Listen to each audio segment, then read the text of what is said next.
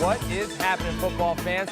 Welcome back to another glorious episode of Gridiron Glory. I'm Jaush Huntsberger. After looking at our lineup for games for tonight, I had a feeling that this might be the week of the sleepers. Most of our teams were matched up with tough opponents with nothing to lose and potentially the drive to play spoiler. To find out which underdogs prevailed, let's get rolling. The community of Williamstown, West Virginia is facing a scenario it isn't too familiar with when it comes to high school football, missing the playoffs. The Yellow Jackets are currently sitting at the 19th spot in the state rankings, with only the top 16 making the postseason. Tonight they hosted Wirt County, who is sitting at 4-2 and ranked 11th in the state. We now welcome our West Virginia reporter, Ian McConville, to the desk. Our Williamstown specialist, really. Ian, Williamstown is in very unfamiliar territory. It definitely is, Josh. Williamstown finds itself in serious danger of missing the postseason for the first time in over a decade. But Coach Terry Smith told me earlier this week that his team can't get caught worrying about the playoffs and just take the rest of the year one game at a time.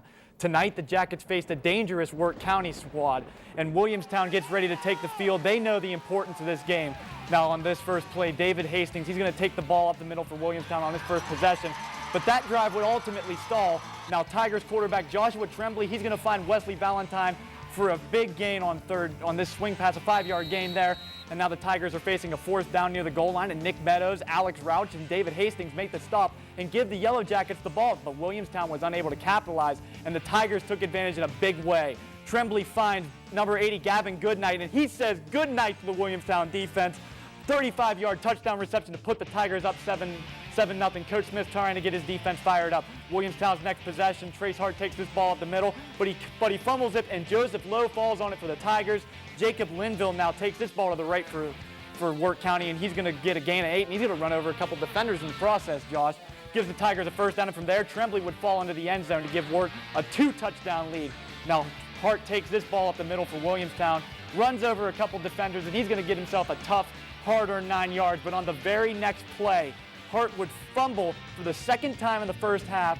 Justin Joy is going to fall on it for the Tigers, and that would ultimately lead to the demise of the Williamstown Yellow Jackets. They fall in this one tonight, 35-0 over against Wirt County in a game where Williamstown only had 29 rushing yards in the first half. An offense that relies heavily on the rush can't rely on 29 rushing yards in a half.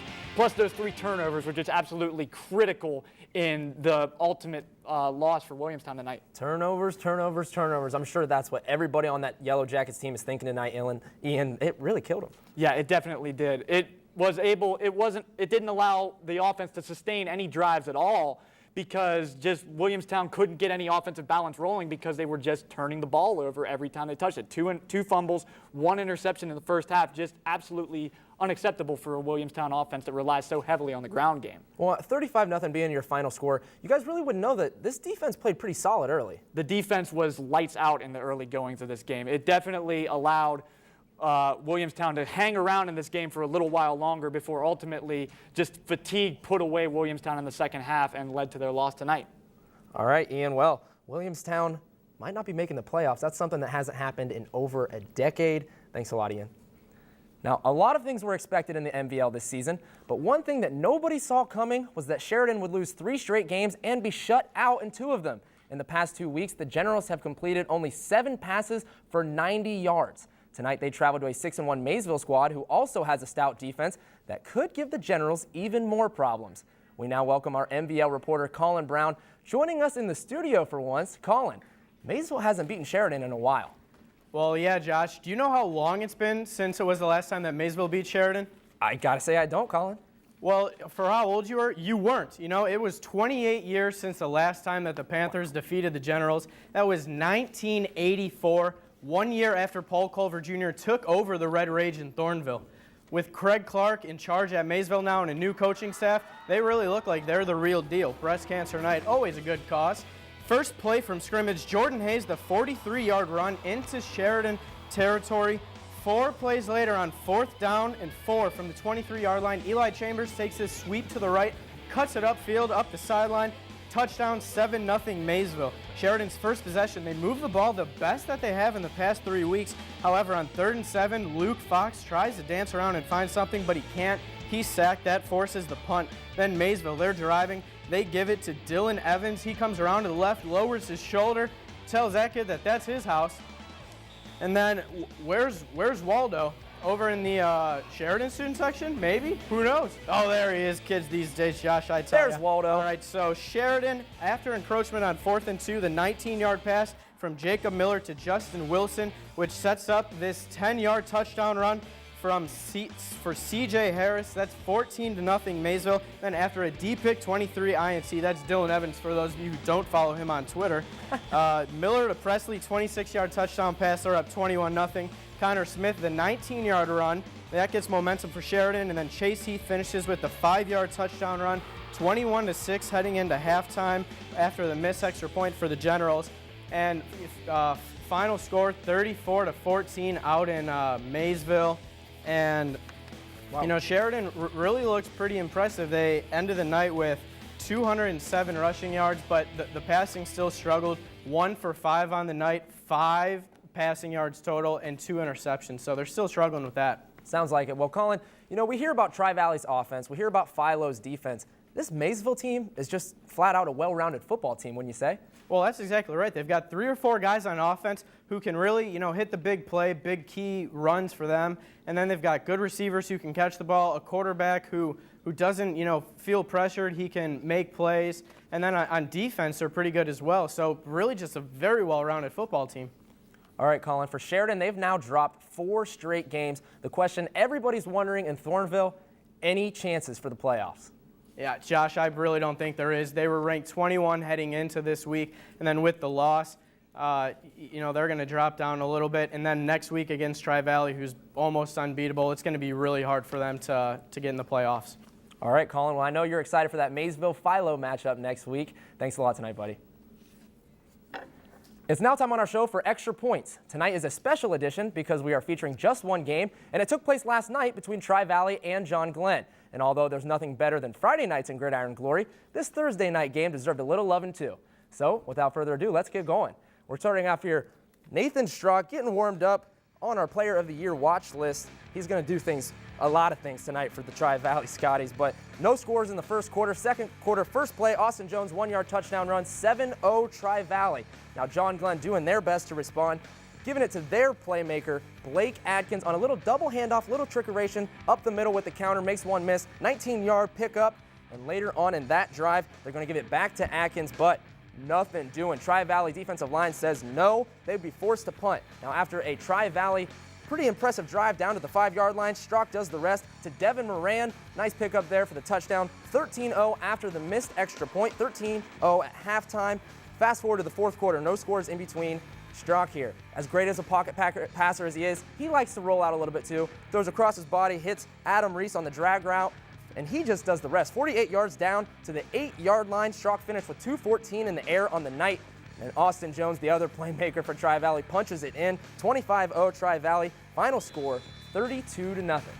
Now, if you'd like to keep up with Tri-Valley or any of our other teams throughout the week, check us out on social media. You can like us on Facebook or follow us on Twitter at Gridiron Glory for score updates, pictures, and more. You can also follow my host Twitter account at gghost_JAUSH. There you can get my opinions on weekly matchups, ask any questions, and let me know who you think will win each game of the week. Now, it's now time on our show for Fan of the Week. This week we made the quick trip to Buckeye Country to see Nelsonville-York take on Alexander. And as anyone in southeastern Ohio knows by now, the fans in orange and brown love their high school football.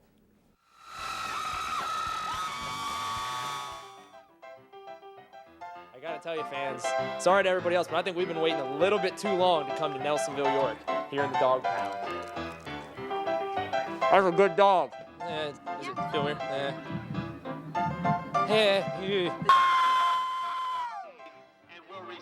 One more woo. All right, no, okay, that was awesome. We're gonna sit right here on the homecoming court seats. They're not coming yet. Come on, sit right here with me.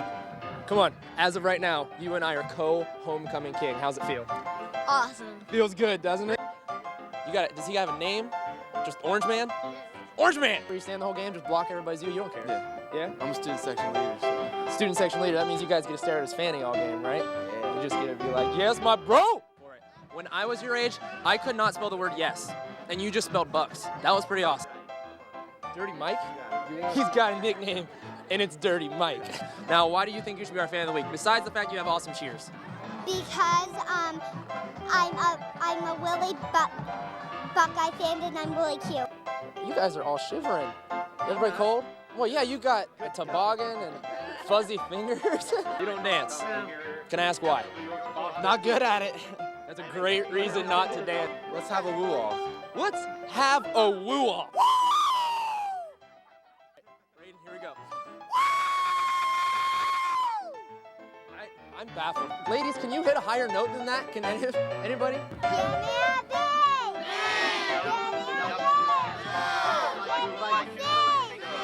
Give me a K! Give me an F! What's that spell? What's that mean? Hey, Lindsay! Oh, great kick. Here you go, Lindsay. You're our fan of the week. Congratulations. Say go Buckeyes! Go Buckeyes! I think it's safe to say that Lindsay ranks #1 on our list for most adorable fan of the week. So congrats to you, Lindsay. Now we also sent a crew out to the Nelsonville-York's matchup against Alexander for our game of the week. So be sure to stick around to the end of our show to catch all of the highlights.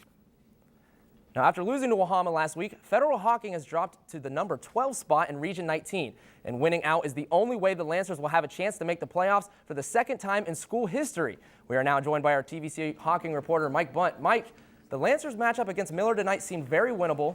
How were they able to stay focused and not look past the Falcons? Federal Hocking has been taking a game-by-game approach the entire season. After a trio of close wins early in their year, Kyle Jackson and Lancers know that they can't take anybody for granted. Today, FedHock came out ready as they continue to fight for second place in the TVC-Hocking. Early on, you see Kyle Jackson, he's ready for this game, but Miller's defense came out ready to play. They sack him, force a fumble, but FedHock would eventually recover. After a 3-and-out, Miller then fumbles the ball. FedHock recovers at the Miller 12-yard line. Delbert Crum says, I'm going to score here. He takes it from 12 yards out, scores 7-0 FedHock early on. Then here's an interesting play. Look at the big man right there. Dustin Spencer takes all 20 guys to get him down right here. Looking like little giants incredible out there, play Mike. right there. And then later in the series, you see FedHock get the ball back. Delbert Crum runs over Miller, goes for 25 yards. That would eventually set up another Delbert Crum touchdown, his second of the night, 2 yards out, 13-0 FedHock as they're starting to just pound it on Miller right here. Jackson throws a 35-yard pass to Alex Nichols, one of the most underrated quarterbacks in the TVC-Hocking right here, and Kyle Jackson. And then they eventually put it away in the drive right here. Ivan Santiago puts it in from 12 yards out, 21-0. FedHock leads, and they still continue to score in the second half. Play of the week nominee right here. Andrew Smith's just deking out tacklers, just keeps on running, eventually finds the outside, runs it in from 51 yards out, 29-0 FedHock, and it just keeps on coming. It never stops.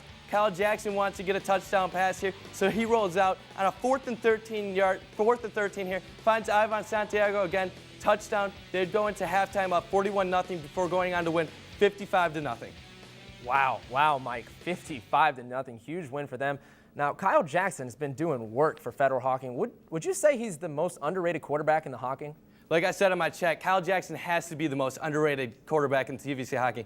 You always talk about Trenton Gibbs, Connor Stanley, but we always forget to mention Jackson. He came into the day with over 1,000 yards passing and 11 touchdowns. He added to that. He's definitely one of the top quarterbacks in the league and one of the main reasons why Federal Hocking has been so good on offense this year. Well, Mike, wouldn't you say, just in general, this offense has really found their stride and opened up as the season's come along?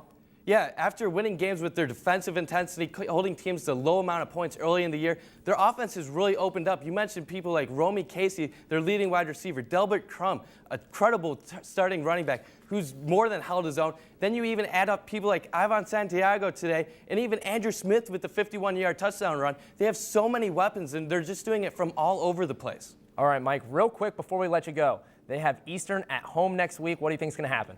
I think it's a game that FedHock should win, and it should set up a wonderful Week 10 matchup versus Trimble that will have tons of playoff implications. All right, well, we'll be looking forward to that one. Great job tonight, Great job tonight, Mike. Thanks a lot. Now, after dropping two of their first 3 games this season, Gallia Academy has hit their stride, winning 4 straight. And ever since league play began 2 weeks ago, they've been on another level. Since then, the Blue Devils are averaging 34 points a game and are allowing just 14. Tonight, they traveled to Warren, who is 0-2 in the league play, but are led by the Warriors' all-time leader in passing, Dylan Leffingwell. We now welcome our SEOAL reporter, Graham Fugazi, to the desk. Graham, history favors the Blue Devils in this matchup. I mean, that's absolutely right, Josh. You know, coming into this matchup between these two SEOAL opponents, you have to look at what happened. Gallia Academy had won 20 of the last 24 games between these two teams, and a chance at 3-0 in the SEOAL Conference was on the line for the Blue Devils tonight. Now, Josh, I went with the thermal wear in this game, but this guy, he went with the cutoff. You know, it's a little bit different there. Now, starting off for Warren's first possession after a Ty Warnemont 58-yard touchdown, running back Austin Kuhn, he says, I'm number 7. He gets 17 yards down to Gallia Academy's 37. Now Dylan Leffingwell, he's going to hit Chaz Miller on a 4th and 4 to convert and keep the drive alive. Then 2 plays later, Leffingwell, he's going to hit Jake Scott on the option pitch. Just like that, 7-7. Warren's still in it with 5:22 left in the first. Gallia Academy's next possession now. Warnemont, he said, you saw me once, you'll see me again. He's going to hit the hole. He's going to spin move. He's going to keep going down the sideline. 58-yard run for him from their own 21-yard line. And then 3 plays later, Wade Jarrell, we've heard about the name all year, from 3rd and 5 on their own on the 16-yard line. He scampers in from 16 yards out. Touchdown for the Blue Devils, 14-7. And Josh, he's going to give us a little bit of a smile. He's kind of excited about that. He says, yeah, that was kind of good. I'll give myself a little pat on the back there. And after Gallia Academy recovers a fumble off a kickoff, they drive down the field. Cody Russell punches in from 1 yard out, 21-7, topping off the 4-play drive. And now at the end of right before halftime, Leffingwell, he's going to let the arm loose. He's going to hit Andrew Vincent for 13 yards down to Gallia Academy's 30. Then he's going to connect with Andrew Henthorn down to the 3-yard line with under 20 seconds left. And he's going to cap off the 11-play drive with a Jake Scott out of the backfield, 3-yard touchdown, 11 plays, 58 yards, Josh. He threw the ball 11 straight times. Wow. Now you have to look at what happened here with this team.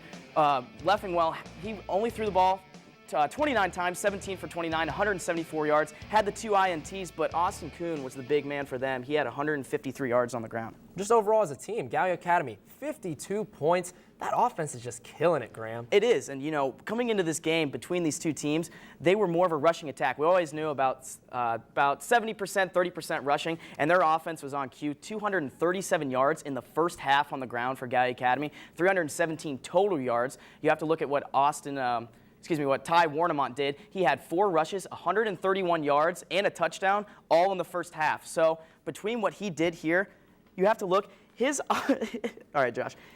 In the first half, he had now averaged 17.7 yards on rush, or every single rush coming in onto that after that rush. All right, well, Gallia Academy 3-0 in the SEOAL. Maybe heading towards that title they've been waiting for. Thanks a lot, Graham. Thank you. Now, Gallia Academy and Warren wasn't the only game from around the SEOAL tonight. For more on the other 2 league matchups and what to expect the rest of the season, we now welcome Carter Rodriguez and Charlie Walter, who is making his Gridiron Glory debut. Fellas, what's going down around the league? Well, Josh, all 6 SEOAL teams were in action tonight. Charlie, what happened? Well, Logan beat Chillicothe 28-7. That's 2 wins for Logan in league play thus far. Jackson handled Portsmouth 35-7 to keep that record unblemished. And Gallia Academy cruised to a 52-21 victory over the Warriors of Warren as they remain top of the league.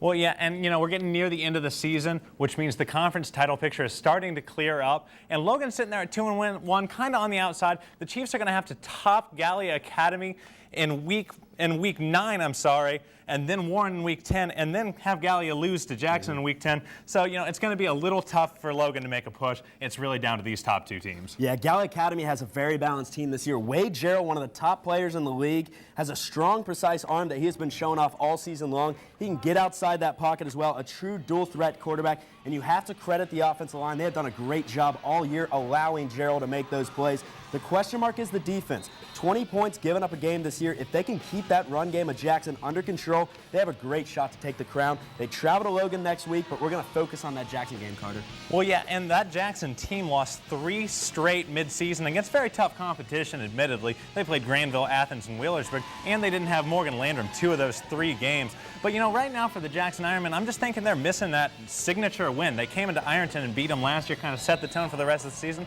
They don't really have that this year, and you know, it might just be week 10 against Gallia Academy.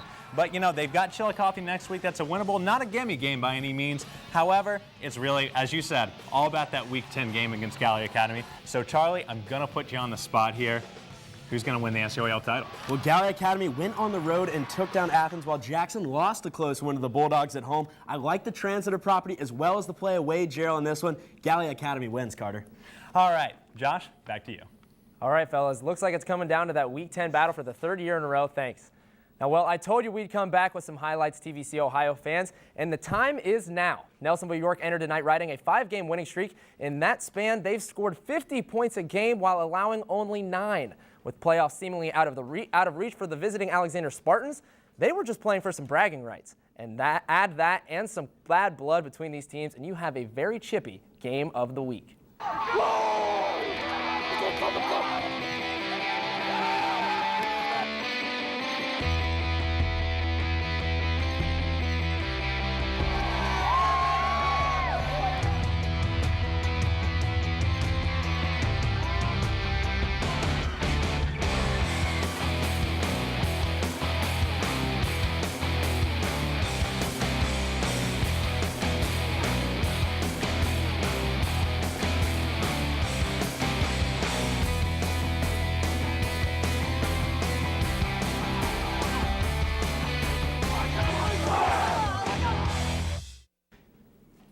Well, we are now welcomed by our TVC-Ohio veteran, Mark Pierce. Mark, this game could really shake things up if it went Alexander's way in the TVC-Ohio. Yeah, absolutely. I mean, we're in week 8 right now, so we're getting this is clutch right now. We're getting to the big time.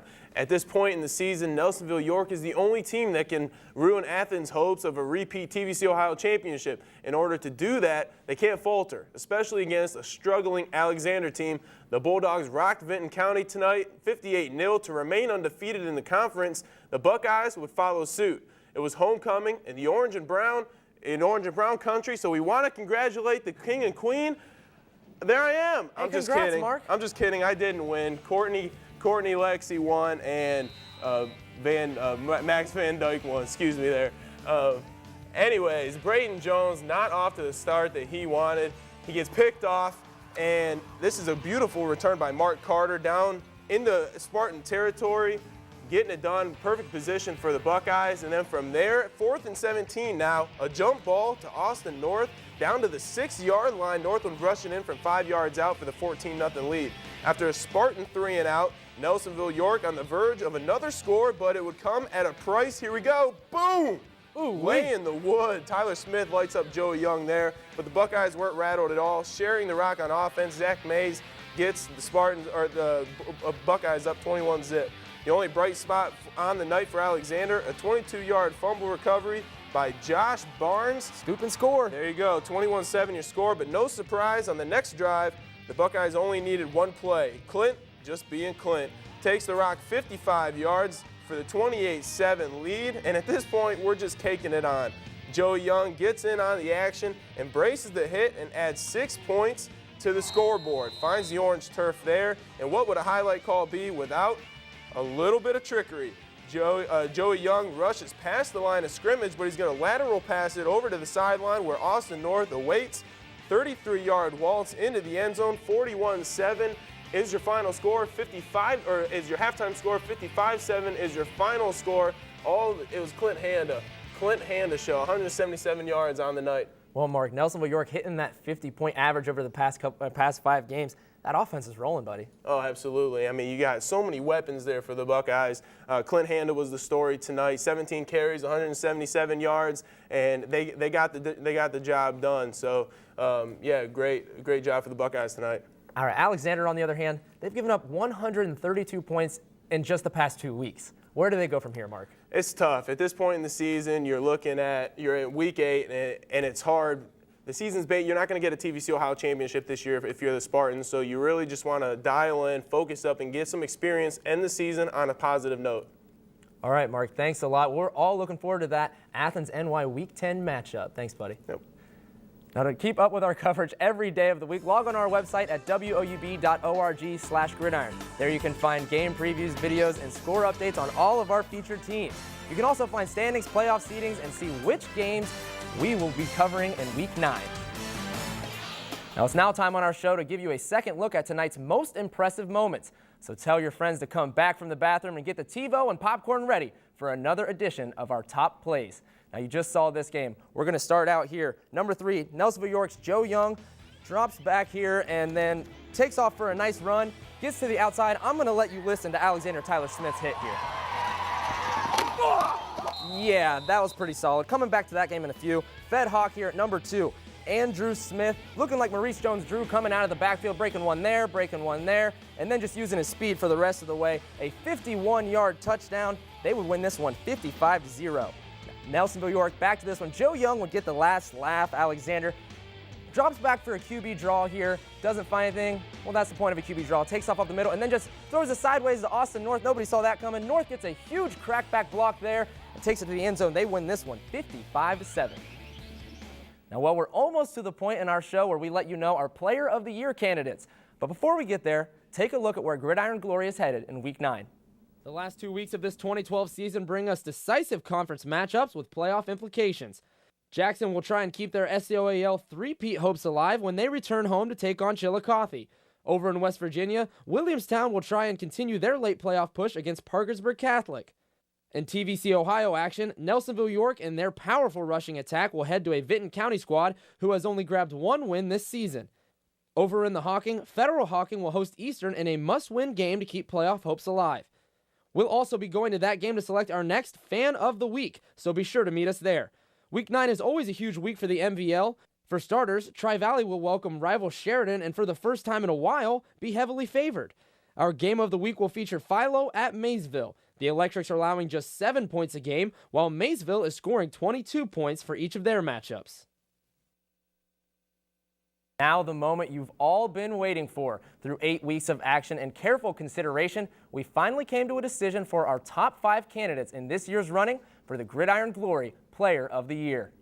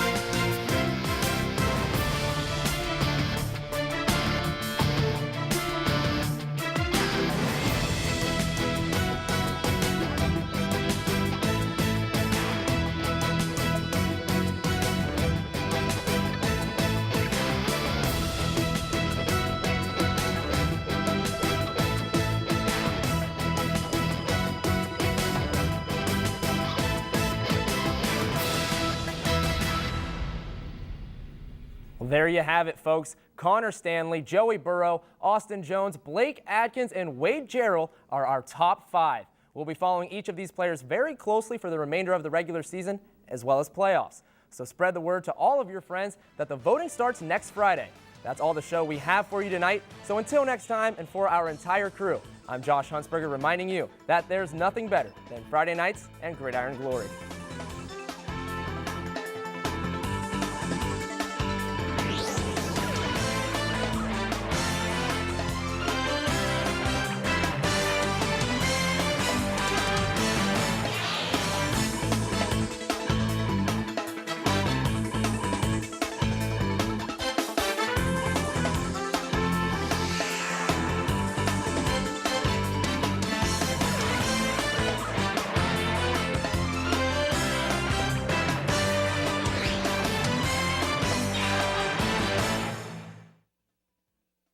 Support for Gridiron Glory comes from the Athens County Convention and Visitors Bureau. Athens County, Ohio, Adventure Happens. Information on events and more at AthensOhio.com or at 800-878-9767.